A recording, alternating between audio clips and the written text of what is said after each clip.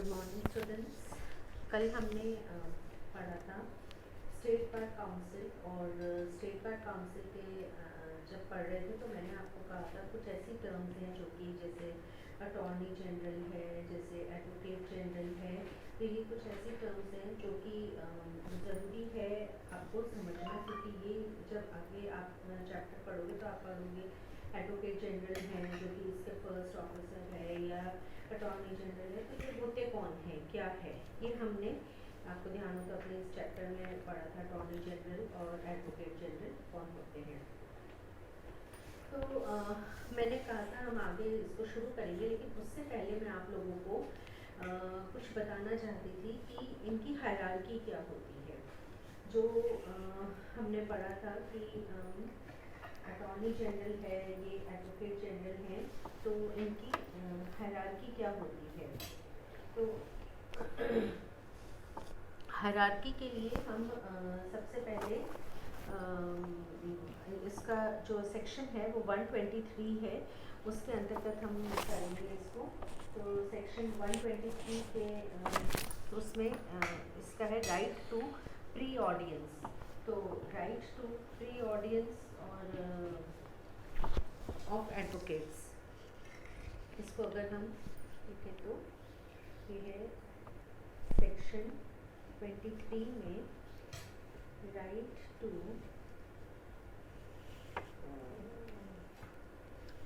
Pre audience. तो right to pre audience of advocates, right to pre audience of advocates मतलब पूर्व अधिवक्ताओं के पूर्व सुनवाई का अधिकार।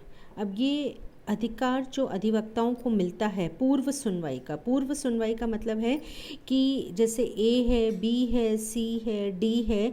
अब इसमें अगर किसी केस में कोई हियरिंग है और उसमें अगर कोई प्लीडिंग करना चाहता है तो ए को मिलेगा पहले वो राइट्स, बी को मिलेगा या सी को मिलेगा। तो ये पहली बात तो ये कि ये किस कोर्ट में है उस प्रैक्टिस कर रहे हैं, उसके अलावा इनका पद क्या है उस पद पर निर्भर करेगा कि ये राइट किसको मिलेगा।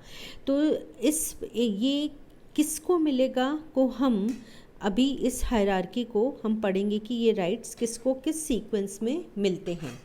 तो ये right to pre audience of advocate section 23 of the Indian advocate act 1961 में बताया गया है।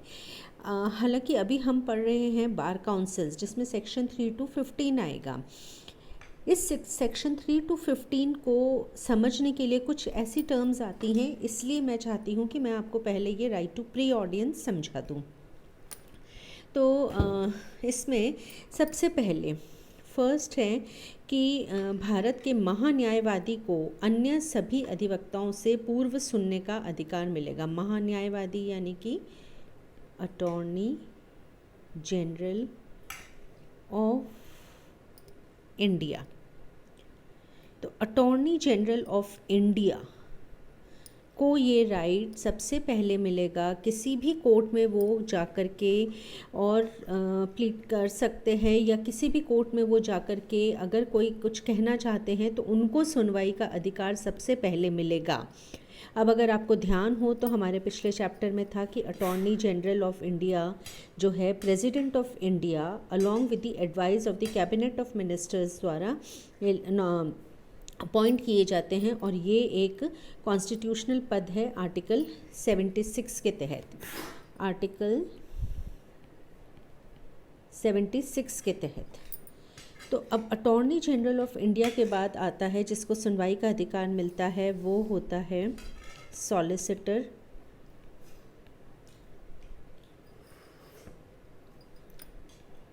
General of India. ये सॉलिसिटर जनरल ऑफ इंडिया है। यहाँ ये भी मैंने आपको बताया था कि ये फर्स्ट लॉ ऑफिसर है। सॉलिसिटर जनरल ऑफ इंडिया जो है ये सेकंड लॉ ऑफिसर होता है। और इसका क्या काम होता है सॉलिसिटर जनरल का, जो हमने आपको ध्यान हो तो जब पढ़ा था कि he assist the attorney general he assists the attorney general. He is the second highest law officer of the country after the attorney general. He is the second highest law officer of the country after attorney general. तो solicitor general assist करता है attorney general को। तो अब आपको ये चीज़ें थोड़ी समझ आ रही होंगी, क्योंकि अटॉर्नी जनरल जो है फर्स्ट लॉ ऑफिसर है कहाँ का, इंडिया का। तो attorney general is the first law officer of India और solicitor general of India is the second law officer of India. तो solicitor general is of India. तो अटॉर्नी जनरल के बाद इन्हीं को राइट है कि ये जो है अपने पूर्व सुनवाई का अधिकार इनको है। थर्ड आता है additional solicitor general of India. Additional solicitor general of India जिन्हें कि सॉलिसिटर जनरल के बाद सुनवाई का अधिकार है। अब एडिशनल सॉलिसिटर जनरल के बाद आता है advocate general of the state. तो देखा आपने डिफरेंस, एक तो ये तीनों पद जो हैं ऑफ इंडिया हैं और ये ऑफ द स्टेट है। तो ऑफ इंडिया यानी कि attorney general first law officer है, ये solicitor general second law officer है, additional solicitor general third law officer है और advocate general of the state जो है ये first law officer of the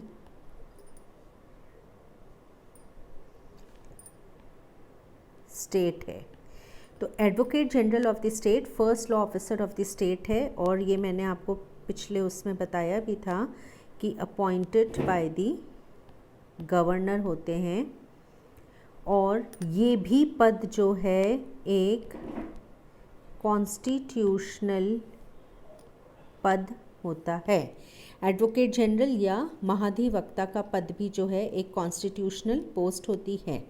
तो attorney general, solicitor general, additional solicitor general, then advocate general of the state. अब advocate general of the state जो है depend करता है on the population. Advocate general, number of advocate general depends on the population.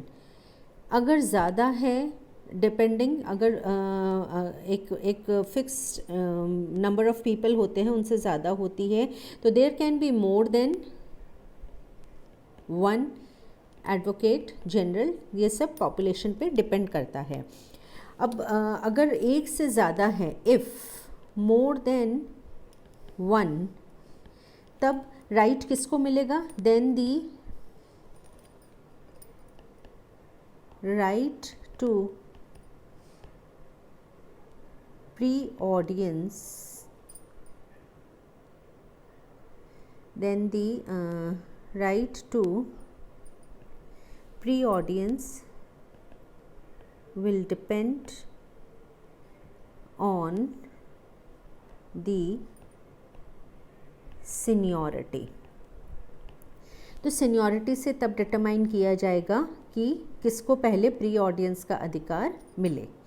तो इस advocate general जो कि जितने नंबर हैं उस पर डिपेंड करेगा और वो डिपेंड करेंगे सीनियरिटी पे।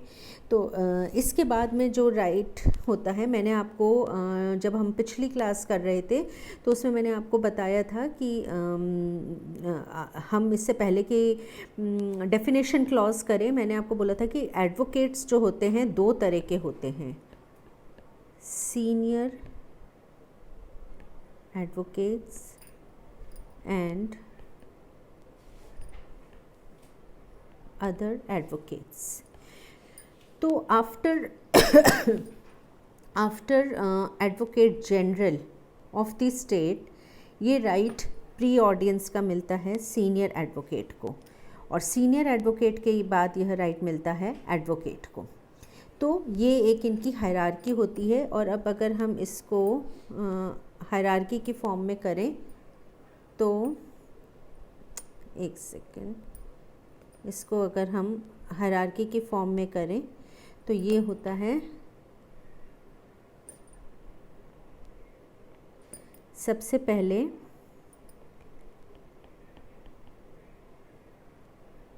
Attorney general has the right to pre audience, ये फर्स्ट लॉ ऑफिसर है और ये एक कॉन्स्टिट्यूशनल पोस्ट है। आफ्टर अटॉर्नी जनरल, ये फर्स्ट लॉ ऑफिसर है, तो सेकंड लॉ ऑफिसर कौन है? Solicitor general. इनके बाद एडिशनल सॉलिसिटर जनरल, जिसका भी नंबर वेरी कर सकता है, ज़रूरी नहीं है कि एक हो, can be one, can be more than one also, more than one also. Additional solicitor general के बाद आते हैं एडवोकेट जनरल, जो कि first law officer of the state हैं। देन ये भी एक कॉन्स्टिट्यूशनल पोस्ट है और अपॉइंटेड बाय द गवर्नर, और अपने पद को तब तक ग्रहण करते हैं जब तक कि गवर्नर का प्लेजर है या गवर्नर के अपनी इच्छा है।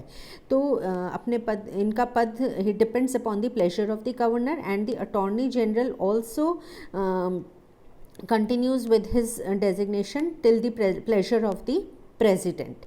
इनको कौन अपॉइंट करता है? President with the president on the advice of the, एक second, president, sorry, attorney general, और ये है president and cabinet of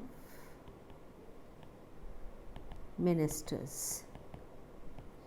is the appointment authority, और यहाँ ये गवर्नर है।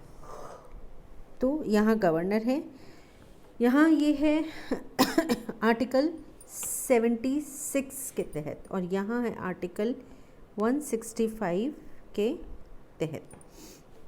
अब एडवोकेट जनरल के बाद आते हैं senior advocate, and then comes the other advocates. ये है hierarchy of the hierarchy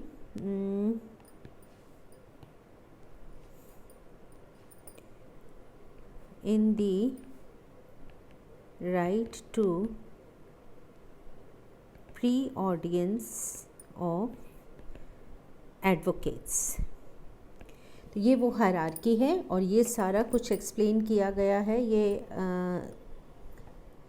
this is all explain under section 23 of Indian advocate act 1961।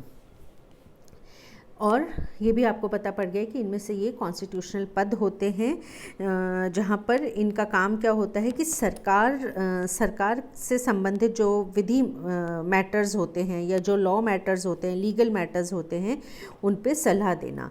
तो इनका मेन वर्क क्या है? हालांकि हम ये सारा कुछ जो है पिछले अपने क्लास में डिस्कस कर चुके थे, बट अभी आपको सिर्फ एक जिस्ट बताने के लिए कि इनका मेन वर्क प्रोफाइल होता है टू असिस्ट, टू रिप्रेजेंट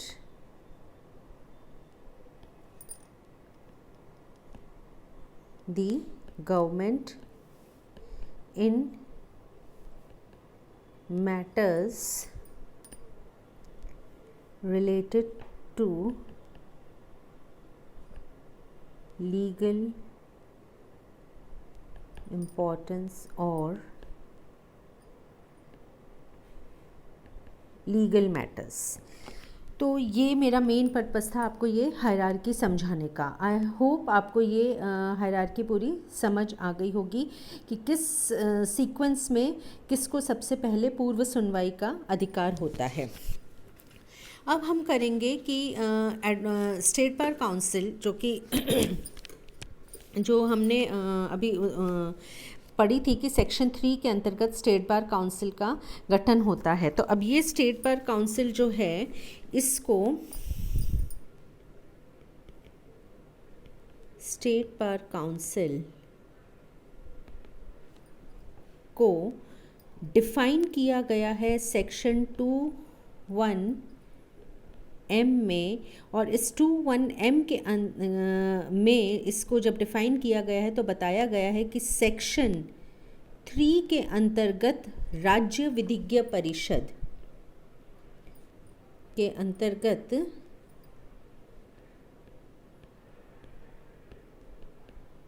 राज्य विधिज्ञ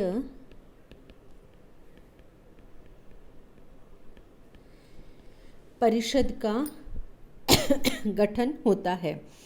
तो ये एक इससे रिलेटेड इम्पॉर्टेंट बात है जो कि शॉर्ट क्वेश्चंस में आ सकती है। नेक्स्ट है कि इसका कॉन्स्टिट्यूशन मतलब कि राज्य विधिज्ञ परिषद को में कौन कितने एडवोकेट्स होते हैं, क्या मेथड ऑफ इलेक्शन होता है, कौन किसको रिप्रेजेंट करता है, क्या क्या कमिटीज़ बनती है, तो ये सारा एक लंबा टॉपिक है। तो इस कॉन्स्टिट्यूशन को हम अब डिस्कस करेंगे। तो इसमें आप सेक्शन 3 पढ़ेंगे और सेक्शन आप इसमें पढ़ेंगे 6 में आप फंक्शंस पढ़ेंगे, बाद में आप इसमें सेक्शन 8A और आगे पढ़ेंगे। तो ये जो है आपको मैंने शुरू में बताया था, स्टेट बार काउंसिल जब आप पढ़ेंगे तो इसके साथ अगर आपके लिए लिखा हुआ आता है कि कॉन्स्टिट्यूशन या गठन, इसका गठन कंस्टिट्यूट ये किस किस से होती है या इसमें क्या चीज़ें इनकॉर्पोरेट होती हैं, तो आप कंस्टिट्यूशन में एक धारा 3 डालेंगे। इसके बाद में आप ये भी डाल सकते हैं धारा 5 और 8 डालेंगे, 8A डालेंगे। हम पढ़ेंगे 6, 7, 7A भी, 4B। 4 तो खैर बार काउंसिल ऑफ इंडिया है, तो हम 6 और 7, 7A भी पढ़ेंगे। लेकिन जब अगर कॉन्स्टिट्यूशन की बात होगी तो उसमें आप एक कंटिन्यूटी में आप इन धाराओं को पहले समझाएंगे, फिर बाद में आप उनको बताएंगे। तो हम अभी पढ़ेंगे भी उसी कंटिन्यूटी में कि कॉन्स्टिट्यूशन यानी गठन, जो कि धारा 3, 8 है और आगे भी हैं इसमें 9, 10 इस तरह से 11, 12, यानी धारा 3 से लेकर के धारा 15 तक जो है ये है आपकी बार काउंसिल्स में 9 में है constitution of legal aid committee, disciplinary committees other than disciplinary committee, transaction कैसे होता है बिजनेस का, डिस्क्वालिफिकेशंस क्या होती हैं, फिर है कि स्टाफ बार काउंसिल के स्टाफ कौन होते हैं, अकाउंट्स और ऑडिट क्या होता है, वैकेंसीज़ का बात क्यों क्रिएट हो जाती हैं, इलेक्शंस जो होते हैं उनको किन आधार पर हम क्वेश्चन नहीं कर सकते हैं, पावर टू मेक रूल्स क्या होती हैं और फंक्शंस क्या होते हैं स्टेट बार काउंसिल्स के, ये सारे हम अभी करेंगे और सीक्वेंस वाइज। तो अब है कि धारा 3 में सबसे इम्पॉर्टेंट चीज़ है कि धारा 3 जो है इसके 3 पार्ट्स हैं, धारा 3, 1, 2 और 3। तो धारा 3(1) क्या कहती है? धारा 3(1) जो है कॉन्स्टिट्यूशन से रिलेटेड, और इसमें कहा गया है कि प्रत्येक राज्य के लिए एक विधिज्ञ परिषद होगी जो उस राज्य के विधिज्ञ परिषद के नाम से जानी जाएगी। तो हर स्टेट के पास every state shall have a bar council which will be known with the name of the state। जैसे राजस्थान का है तो Rajasthan state bar council, Rajasthan state bar council. अब धारा 3(2) क्या कहती है? धारा 3(2) कहती है कि राज्य विधिज्ञ परिषद किन सदस्यों से मिलकर बनेगी। राज्य विधिज्ञ परिषद जो है ये स्टेट बार काउंसिल है, इसमें कौन सदस्य होंगे कौन नहीं होंगे, इनकी गणना कैसे होएगी, तो वो उसके बारे में आपको बताती है।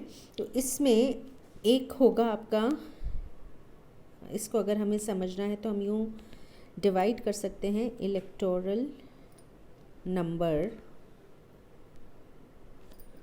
एंड नंबर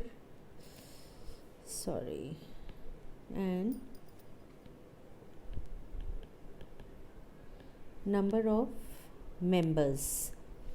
तो इलेक्टोरल नंबर अगर 5000 है, इलेक्टोरल नंबर मतलब नंबर ऑफ़ एडवोकेट्स जो कि काउंसिल में हैं, जो कि रजिस्टर्ड हैं, तो इलेक्टोरल नंबर अगर 5000 है, एक ऐसी जगह है या एक ऐसी स्टेट है जिसमें एक ऐसी सिटी है जहाँ इलेक्टोरल नंबर स्टेट में उसमें 5000 हैं, 5000 अधिवक्ता रजिस्टर्ड हैं, तो उसमें नंबर ऑफ़ सदस्य कितने होंगे, कितने सदस्यों की संख्या होगी उस राज्य विधिज्ञ परिषद में? उसमें होगी 15 सदस्यों की संख्या। अब जिसमें इलेक्टोरल नंबर 5000 से ज़्यादा है और 10,000 से कम है, यानी 5000 से तो ज़्यादा है और 10,000 से ये कम है इलेक्टोरल नंबर या नंबर ऑफ़ एडवोकेट्स जो कि रजिस्टर्ड हैं, तो उस स्टेट में number of members in that state bar council, ये इलेक्टोरल नंबर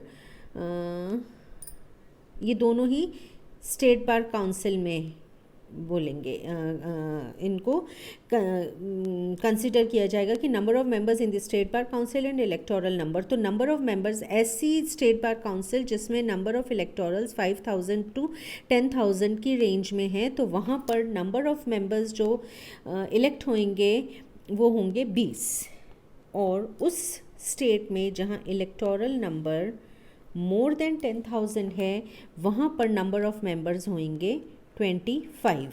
तो ये आपको समझ आ गया होगा कि वहाँ पर जो इलेक्शंस जो सदस्य, और ये ज़रूरी नहीं है कि एक पद पर यदि कोई व्यक्ति है तो वो दूसरे पद पर नहीं हो सकता है। दो पद पर भी एक ही व्यक्ति एग्जिस्ट कर सकता है। जैसे डिसिप्लिनरी कमेटी का मेंबर है तो वही एनरोलमेंट कमेटी का भी मेंबर हो सकता है। तो पद एक व्यक्ति के लिए एक ही पद है, ऐसा नहीं है। अब मैं इसमें आपको एक चीज़ और बताना चाहूँगी कि मेथड ऑफ इलेक्शन क्या होता है। ये आपके याद रखने की चीज़ है और एग्ज़ाम में भी इसके ऊपर शॉर्ट क्वेश्चन आ सकता है, बहुत ही शॉर्ट, यानी कि 2 नंबर वाला क्वेश्चन। तो 2 नंबर वाले क्वेश्चंस बहुत स्कोरिंग होते हैं अगर आप थोड़ा सा ध्यान दें तो। मेथड ऑफ इलेक्शन, अब मेथड ऑफ इलेक्शन जो होता है इसमें स्टेट बार काउंसिल में मेथड ऑफ इलेक्शन जो है स्टेट बार काउंसिल में वो है single transferable vote, single transferable vote and on the दूसरा इसी के साथ आता है प्रोपोर्शनल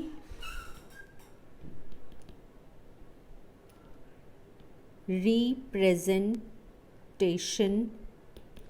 ये मेथड जो है प्रेसिडेंट वाइस प्रेसिडेंट के इलेक्शंस में भी काम आते हैं, क्योंकि और इनकी मेन यूटिलिटी ये है कि किसी जगह की पॉपुलेशन ज़्यादा है, कहीं की पॉपुलेशन बहुत ज़्यादा है जैसे महाराष्ट्र है, और कहीं की पॉपुलेशन बहुत कम है जैसे कि मिज़ोरम है, मेघालय है, तो यहाँ की कम है, तो उनकी जो वोटर वैल्यू है उसको हम बिल्कुल बैलेंस और इक्वल तो नहीं ला सकते हैं, लेकिन उस वोटर वैल्यू को हमको किसी हद तक बराबर ला सकें, तो उसके लिए ये मेथड ऑफ वोटिंग यूज़ करी जाती है। वो भी तब जब वो तब होती है जब हमको बार काउंसिल में, जब हर स्टेट बार काउंसिल के इलेक्शंस हैं और हर स्टेट बार काउंसिल को अपना रिप्रेजेंटेशन करना है, तो उस वक्त पे ये मेथड यूज़ किया जाता है। या फिर स्टेट बार काउंसिल में भी जितने मेंबर्स हैं उनको जब रिप्रेजेंट करना है तो उसके लिए मेथड यूज़ किया जाता है, ताकि एक बैलेंस,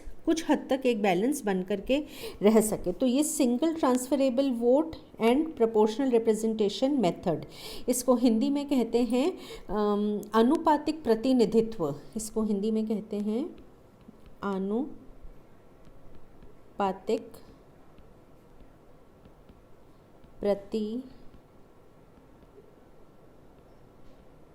प्रतिनिधित्व एंड दूसरा सिंगल ट्रांसफरेबल वोट होता है एकल संक्रमणीय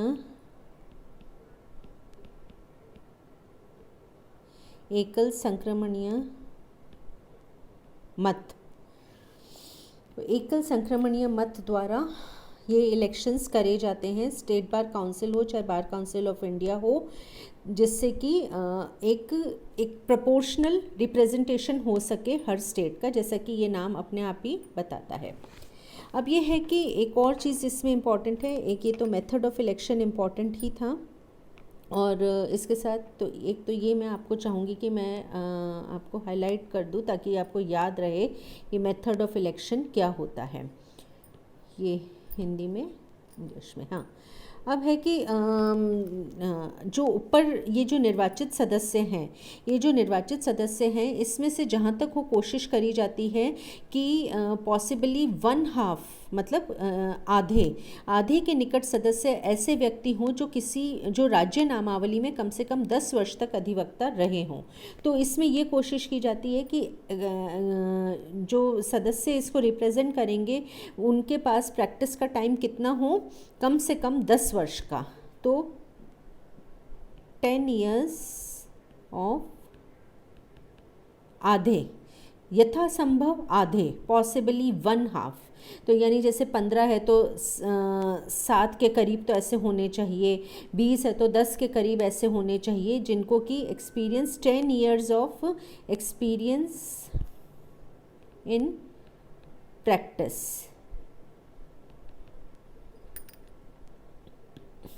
ये ज़रूरी है। अब एक और चीज़ मैं यहाँ आपको बताऊँगी कि दिल्ली में in the state bar council of Delhi, the head or the chairman or the first officer there is the additional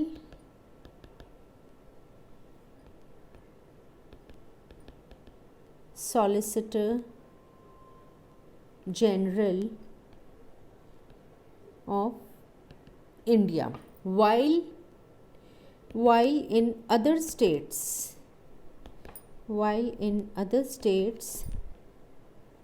the first law officer is the advocate general. ठीक है, तो ये एडवोकेट जनरल जो है, और दूसरी स्टेट्स में जब भी हम बोलेंगे कि फर्स्ट लॉ ऑफिसर कौन होता है तो एडवोकेट जनरल है, लेकिन अगर वहीं पे बार काउंसिल ऑफ दिल्ली की बात आती है तो यहाँ पर हम क्या कहेंगे कि the additional solicitor general is the law officer. ठीक है, तो ये भी आपको ध्यान रखने की चीज़ है।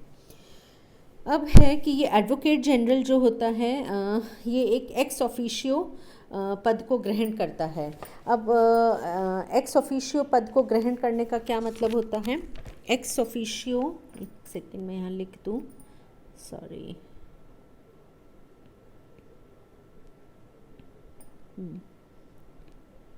एक्स ऑफिशियो, तो एक्स ऑफिशियो का अर्थ होता है, एक्स ऑफिशियो का अर्थ है कि होल्डिंग अ पोजीशन और membership due to the power और इन्फ्लुएंस ऑफ वंस ऑफिस, यानी वो जिस ऑफिस को या जिस पद को वो अभी ग्रहण करे हुए है उसके इन्फ्लुएंस में या उस पद पर रहते हुए वह दूसरे पद को भी ग्रहण कर सकता है। तो एक्स ऑफिशियो है कि एक पद पर रहते हुए दूसरे पद को भी ग्रहण कर सकता है उसके प्रभाव से। तो ये एडवोकेट जनरल जो है उस राज्य का पदेन सदस्य होता है, इसको हिंदी में कहते हैं पदेन सदस्य होता है। अब है सेक्शन 3(3) जो कि बताता है कि स्टेट बार काउंसिल या